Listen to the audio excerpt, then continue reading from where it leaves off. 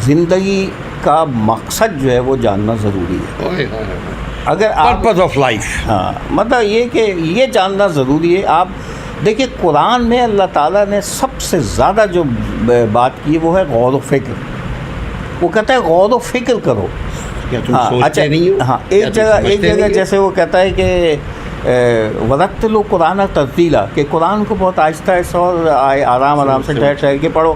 وہ کیوں کہا ہے اس نے؟ اس لیے جب آپ کسی چیز کو آرام سے ٹھہر کے پڑھیں گے تو غور کریں گے. اگر آپ زمانی سے پڑھ جائیں گے تو غور ہی نہیں کر سکتے. تو اس لیے وہ کہتا ہے کہ غور و فکر کرو. ولا تدبر ولا تفکر افلا تعقلون، کہ نہ تم غور کرتے ہو نہ فکر کرتے ہو، تمہاری عقل کو کیا ہو گیا ہے؟ تو اس لیے غور و فکر کرے کہ ہماری زندگی کا مقصد کیا ہے، ہم کون ہیں، ہم کیا ہیں، ہمارا کیا مقصد ہے، ہمیں زندگی کیسے گزارنی چاہیے، اس کے لیے کیا طریقہ اختیار کرنا چاہیے، ہمیں کس کی زندگی سے روشنی مل سکتی ہے، کون سی کتاب ایسی جس سے روشنی ملے گی. تو ظاہر ہے وہ قرآن ہے، اس سے مکمل کتاب تو کوئی الیوم اکملت لکم دینکم واتممت علیکم نعمتی ورضیت لکم الاسلام دینا. وہ تو اللہ تعالیٰ نے صاف کہہ دیا قرآن میں کہ یہ مکمل کتاب ہے. تو اس سے آپ روشنی حاصل کریں. مکمل ذات رسول اکرم صلی اللہ علیہ وسلم کی ہے، ان سے روشنی حاصل کریں. باقی سب تو ہیر پھیر ہے، باقی کچھ بھی نہیں ہے. کسی کے کچھ عقائد ہیں تو میں عقائد کی بحث نہیں کرتا. میں کہتا ہوں کہ جو بنیادی بات ہے اس کو پکڑ لو بس. تو یہ ہے کہ سوچو ضرور. دیکھو ایک بات یہ ہے کہ اللہ تعالیٰ نے قرآن میں یہ بھی بات کہی ہے کہ دیکھو اگر تمہارے سامنے قرآن کی آیات بھی پیش کی جائے تو ان پر ویسے ہی عمل نہ کرو بلکہ ان پہ غور و فکر کرو. اور جب تمہاری عقل تسلیم کر لے تو پھر مان لو. ہاں اور وہ اسی لیے بار بار کہتا ہے کہ اپنی نظر اٹھاؤ اور یہ آسمان اور یہ زمین اور یہ سب چیزیں دیکھو. جب تھک کے تمہاری نظر واپس آ جائے تو پھر مجھ کو مان لینا.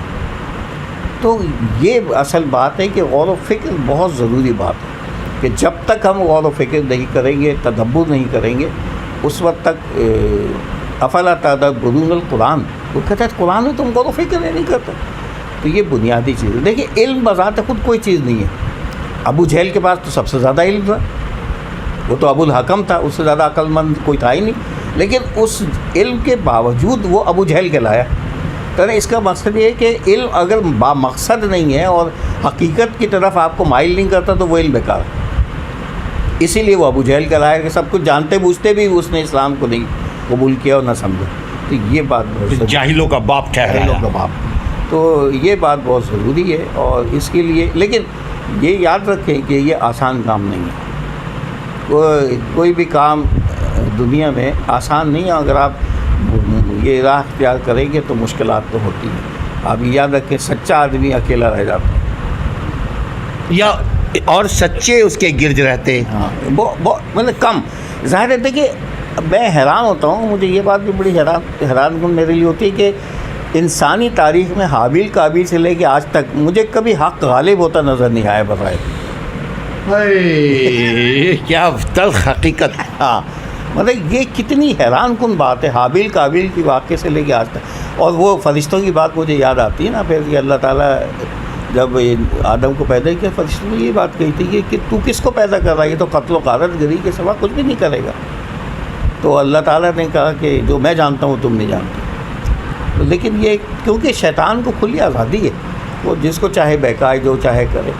تو اسی لیے اچھا اس کے بدلے میں اگر آپ ایک بات پہ اور غور کریں تو اللہ تعالیٰ نے کہا کہ میں دوزخ کو بھر دوں گا، انسان اور جنوں سے دوزخ کو بھر دوں گا. اس نے کہیں پورے قرآن میں یہ نہیں کہا کہ میں جنت کو بھر دوں گا. کیوں؟ اس لیے کہ جنت آسان نہیں ہے. تو قرآن میں جگہ جگہ جنت کا حصول آسان نہیں. تم کیا سمجھتے ہو کہ جنت حاصل کرنا اتنا آسان ہوگا؟ میں تمہیں آزماؤں گا. اگر تم اس آزمائش میں پورے اترو گے تو پھر جنت ملے گی. ایسے اتنی آسان نہیں ہے. ہاں میں تمہیں آزماؤں گا.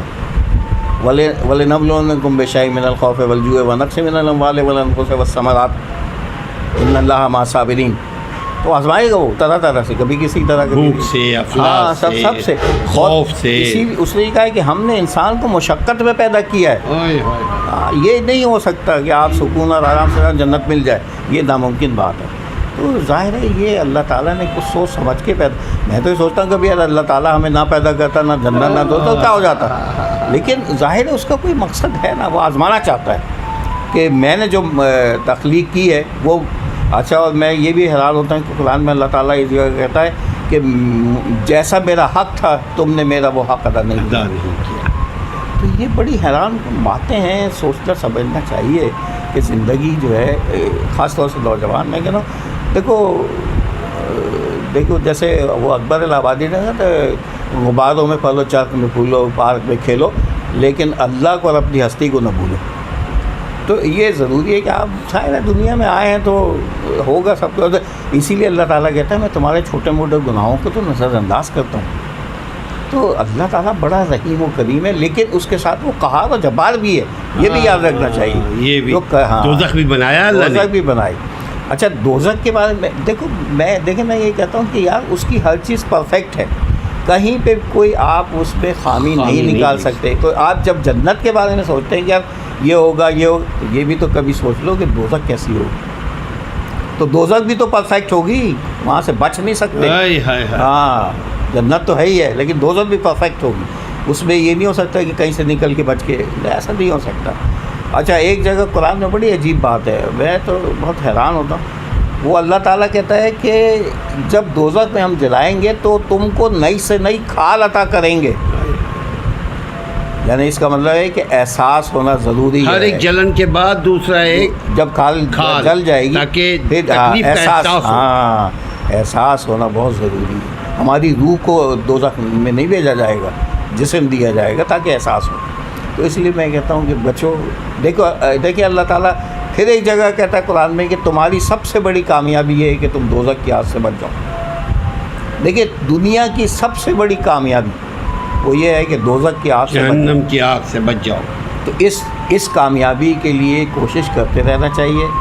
باقی اللہ تعالیٰ ظاہر رحیم و کریم ہے، کوشش ہمارا کام ہے، دینا اس کا کام.